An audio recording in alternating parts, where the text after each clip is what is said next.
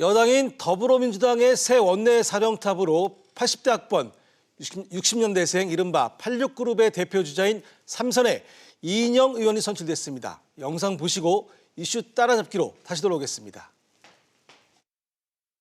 민주당 신임 원내대표로 전대협 의장 출신이자 당내 86 운동권 그룹의 대표인 삼선의 이인영 의원이 선출됐습니다. 친문 실세로 꼽히는 김태년 의원이 유력하다는 관측도 있었지만 뚜껑을 열자 예상을 깨는 독주였습니다. 1차 투표에서 전체 125표 중 57표를 얻어 1위, 결선 투표에선 76대 49, 격차를 더 벌렸습니다. 이 원내대표의 핵심 메시지는 통합입니다. 한 번쯤 주류 비주류의 벽 이런 거 우리 확 깨버리자. 완전체로서 새로운 통합, 새로운 질서를 만들어내는 민주당 다시 한번 해보자. 이런 기대셨다고 저는 생각해요. 지난 4.3 보궐선거 전패로 초재선 의원들과 일부 친문 의원들 중심으로 이대로는 안 된다는 위기감이 커지면서 통합과 혁신을 내세운 이인영 카드에 표심이 몰린 걸로 풀이됩니다. 보십시오. 머리부터 바꿨습니다. 염색하면 찍어준다는 유혹도 있었지만 너의 변화를 입증하라는 의원님들의 주문에 대한 저의 작은 대답입니다. 신임 여당 원내대표의 첫 과제, 멈춰선 국회를 다시 돌아가게 하는 일입니다. 오늘 이 원내대표는 곧바로 장외투쟁 중인 한국당 나경원 원내대표를 만납니다. 패스트트랙 백지화도 한국당에 무조건 굴복하라는 것도 가능하지 않다면서 추경을 비롯한 민생 중심으로 갈등을 어떻게 치유할지 정성껏 해법을 찾겠다고 말했습니다. 중요한 뉴스만을 꼭 집어서 살펴보는 이슈 따라잡기입니다. 김수민 시사평론가님 나오셨습니다. 어서 오십시오. 네, 반갑습니다.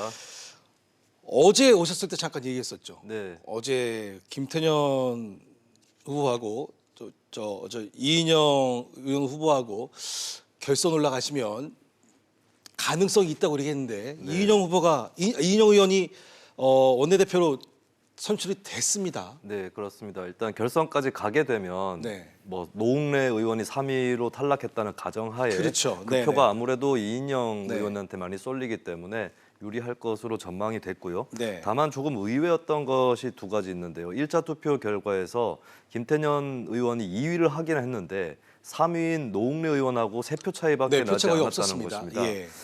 그래서 이제 좀 이미 어느 정도 우열이 많이 가려져 있는 상태가 아니었나 싶고요. 두 번째 의회는 결선 투표에 가고 나서 노웅래 의원 표가 대부분 이인영 의원한테 가나 했는데 3분의 2 정도? 그러니까 2대 1로 나뉘어져서 갔습니다. 예. 그래서 한편으로는 어떻게 보면 처음부터 좀 김태년 의원한테 기울어져 있던 사람들 일부가 동정표, 그러니까 노웅래 의원은 이번이 첫 출마가 아니고 여러 번 원내대표에 도전을 했었거든요. 그래서 생각했던 것보다는 이인영 의원 쪽으로 많이 몰렸다기보다 김태년 의원한테 좀 돌아가듯이 간 그런 표가 있었던 것 같고 어쨌든 뭐 결선 투표 결과 6대 4 정도의 그런 분포가 나왔습니다. 그렇죠.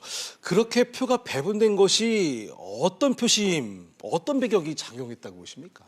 일단은 지금 민주당의 어제도 제가 뭐 주류, 비주류 이런 경향성을 말씀을 드렸지만 네. 계파 구도가 예전하고 똑같지는 않다. 예. 또 주류가 워낙에 확고하게 굳어져 있는 상태에서 주류 내부에서도 이제 균열이라든지 또 재정렬 이런 것들이 일어날 수 있거든요. 그래서 이번에는 딱히 이인영 의원 쪽이 김태년 의원 쪽보다 비주류였다라고 보기만도 어려운 것이 이제 뭐 전해철 의원이라든지 일부의 그 소위 친문이라고 불렸던 의원들이 이인영 의원을 밀고 있는 거 아니냐 이런 얘기도 나왔었고 그래서 이제 기존의 어떤 확고해 보이던 주류가 또 각계약진했다라고 볼 수 있고 주류가 비주류와 이제 좀 섞여가지고 다시 재편성되었다. 그런 점에서는 지난번 이해찬 대표를 선출했었던 그 민주당 전당대회하고 좀 비슷한 그런 흐름으로 전개됐다고 볼 수 있겠죠. 알겠습니다. 어쨌거나 이인영 신임 원내대표의 지금 임무가 어깨가 막중합니다. 사실 1차 과제가 아무래도 좀 장유 집회를 이어가고 있는 그 한국당을 좀 국회로 불러들이는 걸 텐데 마침 오늘 두 원내대표가 만난다고 합니다. 어떻게 보십니까? 일단은 뭐 만나는 것 자체야 신임 원내대표가 다른 당의 인사들을 예방하는 그런 차원이라서 뭐 워밍업 정도라고 봐야 될 것 같고요. 혹시 모르죠. 또 가벼운 농담 속에서 약간의 실랑이가 일어날 그렇죠. 수도 있겠고 신경전은 있을 수 있겠는데 일단 자유한국당이 먼저 어떤 행동을 취해줘야 이 이인영 신임 원내대표 입장에서도 어떻게 맞대응할 건지 결정이 될 텐데 자유한국당 장외 집회 아직 끝날 기미는 보이지 않고 있고 어떻게 보면 더욱더 이제 좀 기세를 올리고 있는 그런 상태거든요. 그렇다면 이제 이인영 원내대표는 당장에 어떤 수를 취하기보다는 조금 시간을 기다리면서 자유한국당이 앞으로 행할 수 있는 여러 가지 시나리오들을 점검하고 예. 그 경우에 따라서 어떻게 전략을 짤지 이런 것들을 좀 숙고하는 시간을 갖지 않을까 예, 그렇게 또 진단이 됩니다. 또 한편으로는 당 내에서 뭐 패자가 된 의원들도 있고 하기 때문에 그렇죠. 당의 어떤 단합, 화합을 위한 제스처들 이런 것들도 같이 취할 것으로 전망이 됩니다. 그렇군요. 자, 이인영 신임 원내대표가 뭐 정책위 의장이나 대변인 등 주요 당직 경험은 없죠. 네, 그렇습니다. 없는데 그래서 이런 거에 대한 우려도 보내고 있는 시각도 있고 자, 앞으로 이 신임 원내대표가 당과 청의 관계에 있어서 어떤 변화가 예상이 될까요? 지금 당청 관계에서는 김태년 의원에 비해서는 비주류이기 때문에 어느 정도 할 말을 하고 또 갈등도 있을 수 있지 않느냐 이런 예. 관측이 있을 수 있는데 네. 또 한편으로 생각해 볼 만한 것은 전 원내대표였죠. 홍영표 원내대표 전에 우원식 원내대표 예. 같은 경우가 이인영 의원하고 당내 어떤 노선이 비슷한 편입니다. 예. 근데 오히려 우원식 원내대표 때 청와대하고 크게 엇박자가 나지 않는 예. 그런 현상이 또 발생을 했고 이인영 원내대표도 친문이라고 불리는 의원들 일부의 지지를 받아서 원내대표가 됐고 그게 아니었다면 힘들 수도 있었기 때문에 무작정 어떤 청와대하고 좀 반목을 한다거나 여당 내 야당 역할을 한다거나 이렇게 가기는 좀 힘들 것 같습니다. 오히려 당청 관계보다는 현재 대표인 이해찬 대표하고 어떻게 관계를 설정할 것인가 이 문제가 관건이 될 것 같고 사실은 이제 당의 어떤 이념이나 정책 노선보다는 내년 총선을 앞두고 그렇죠. 당내 조직을 어떻게 꾸리고 공천을 어떤 방향으로 하느냐 이 부분에서 이견이 이해찬 대표랑 발생할 소지는 충분히 있겠다 그렇게 당의 보입니다. 결속을 다지는 데 좀 더 주력을 해야 된다 이런 네. 말씀이시네요. 자, 이제 좀 한국당 얘기를 짚어볼까요? 한국당이 욕설 파문으로 지금 내용을 겪고 있습니다. 네. 주인공이 한성교 사무총장인데 사실 이걸 두고서 당 안팎에서는 놀랄 것도 없다. 드디어 올 것이 왔다. 터질 게 터졌다. 이런 반응이 많다고 합니다. 자, 그도 그럴 것이 과거에도 몇 차례 이런 비슷한 논란이 있었기 때문에 이런 말이 나오지 않나 싶습니다. 네, 한성교 의원의 이거 뭐 추태라고 밖에 볼 수 없겠는데요. 좀 비슷한 그런 행동들이 예전에도 있었죠. 2009년 3월에 그때 당시는 또 다른 당이었습니다. 네. 그나마 이제 그때 당시 야당이었던 이종걸 의원하고 드자비를 하는 그런 사태가 있었고 2016년도에도 9월경, 10월경에 이제 어떤 멱살잡이를 하는 그런 이제 국회 직원을 상대로 한 것이죠. 예. 그다음에 이제 상대 당이었던 보시는 유은혜, 데 좀 나오고 있네요. 네, 네.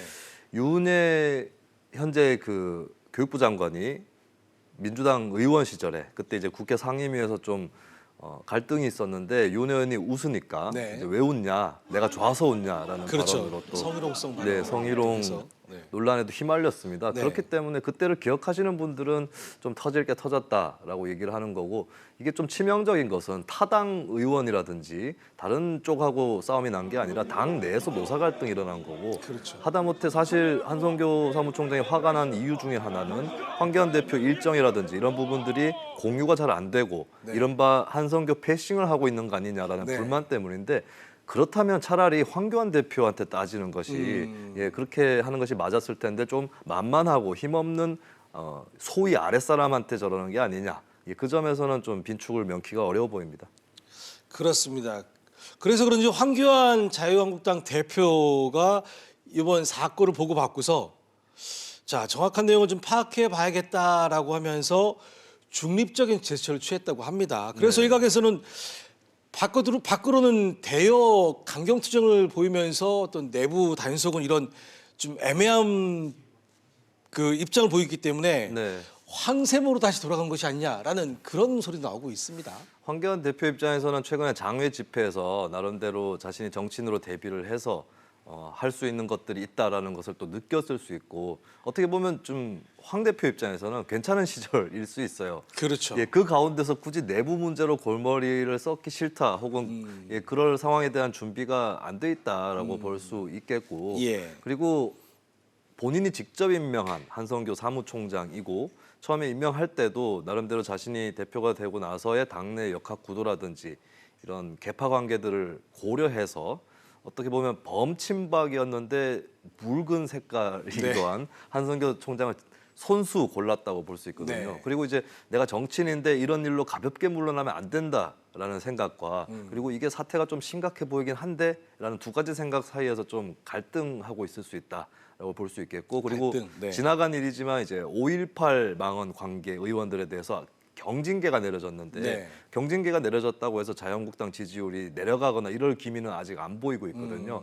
그 점에서는 조금 더 시간을 두고 판단을 해도 괜찮을 것 같다. 지지율이 이것 때문에 내려가진 않을 것 같다. 이런 자신감도 있는 것으로 보입니다. 아 그렇군요. 뭐 어쨌거나 지금 말씀하신 것처럼 한성교 사무총장은 그 황교안 대표가 취임 후 첫 당직 인사에서 내정한 인물인데 그렇다면은 그 사무총장 사퇴 확률은 극히 낮다고 봐야 하지 않을까 싶어요. 네, 상황이 이렇게까지 됐으면 얼마 전에 차명진 전 의원처럼 네. 스스로 어느 정도는 심각성을 느끼고 적어도 뭐 TV에서는 다 하차한다거나 네. 스스로 조치가 필요한데 일단 한성교 총장이 사과는 했지만 그렇죠. 사퇴 의사는 전혀 없어 보이거든요. 맞습니다. 예. 그리고 이게 글쎄요 윤리위원회라든지 이쪽으로 과연 회부가 돼서 어떻게 진행될지도 의문인 상태입니다. 그래서 당분간 봤을 때는 사퇴 혹은 해임될 확률은 굉장히 낮아 보이는데 근데 이런 문제들이 계속 조금씩 쌓여오기 시작하면 내년 총선 때 자유한국당이 부담이 될 수 있거든요. 그렇죠. 그렇다면 혹시 그때 가서 황교안 지도부가 컷오프라든지 이런 형태로 물망에 올릴 수는 있겠다. 예전에도 이제 민주당에서 이게 막말인지 아닌지 조금 애매하긴 한데 정청래 의원을 막말이라고 해서 컷오프한 사례가 있지 않았습니까? 자유한국당도 총선을 앞두고 그런 비상 조치를 취할 경우에 한성교 총장이 굉장히 유력한 후보로 오를 수는 있겠다라는 걸 조금 멀리 내다보자면 그런 가능성을 좀 말씀드리고 싶습니다. 한성교 사무총장 입장에서는 지금 노심초사일 겁니다. 자 이번에는 극심한 당 내용을 겪고 있는 그 바른미래당으로 한번 넘어가 보겠는데 자 김관영 원내대표가 사퇴를 밝혔습니다. 안 네. 한다고 계속 버티고 있었는데 자 왜 갑자기 사퇴를 했을까요?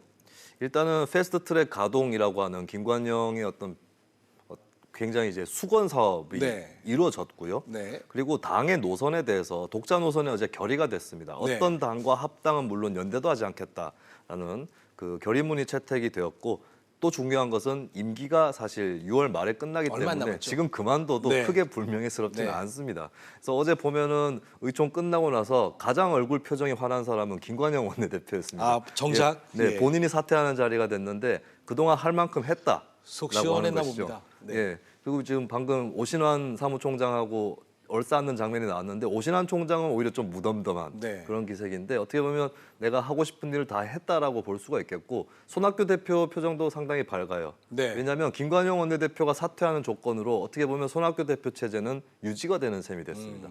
그 선에서 김관영 원내대표 스스로 내려앉는 그런 선택을 함으로써 어느 정도 당의 평화라든지 이런 부분이 보장이 됐다고 볼 수 있겠죠. 아 그런데 손학규 대표도 함께 사퇴 압박을 받아오지 않았습니까? 네. 그럼 뭐 표정은 밝다고 하셨는데 앞으로 거치는 어떻게 되나 좀 궁금합니다. 이게 중요한 게 이제 권은희 의원을 포함한 국민의당 출신인데 최근에 바른정당계 의원들과 행보를 같이 해왔던 네. 의원들인데 이 의원들이 바로 김관영 사퇴를 강하게 요구를 해왔던 거거든요. 근데 사퇴한다면 손학규 대표를 흔들지는 않겠다라는 게 이 의원들의 입장입니다. 아 예. 그렇다면 바른정당계 의원들만으로는 손학규 대표를 끌어내리기 어렵다는 것이죠. 네. 그렇다면 이제 반대급부로 손학규 대표 체제는 일단 간다라고 하는 것이고 지금 바른정당 계열이나 오신환 사무총장 같은 경우도 대표가 그대로 가는 건 괜찮다. 다만 당의 체질을 좀 바꾸자. 대표는 그대로 있는 선에서라도 당의 체질을 많이 바꾸자. 이렇게 이제 타협의 여지가 또 생긴 거라서 절충을 한 거네요. 네, 손 대표도 이제 불과 2주, 3주 전보다는 훨씬 여유가 있어졌다고 봐야 될 겁니다. 자, 그래서 바른미래당은 의총에서 한국당, 평화당과 통합 안 한다라고 결론을 냈습니다. 자, 이 말은 결국 내년 총선에서 기호 3번으로 나오겠다는 그런 소리로 해석을 해야죠. 네, 그리고 그게 불가피한 게 민주당이 바른미래당하고 합당할 생각이 있느냐 아예 없다고 봐야 될 거고요. 네. 민주평화당이나 심지어 무소속 호남 의원들도 받아주지 않는 것이 민주당 분위기입니다. 네. 그렇다고 자유한국당하고 바른미래당 통합할 수 있느냐? 뭐 유승민계 의원조차도 하지 않겠다라고 서약을 했거니와 예. 호남계 의원들 같은 경우는 절대 있을 수 없는 일이기 그렇죠. 때문에 표적 뛰고 있으니까요. 예. 어쨌든 뭐 본인들이 내년 총선에 대해서 불안감을 느끼더라도 네. 기호 3번으로 돌파하는 것은 불가피하다라고 보실 수 있겠습니다. 알겠습니다.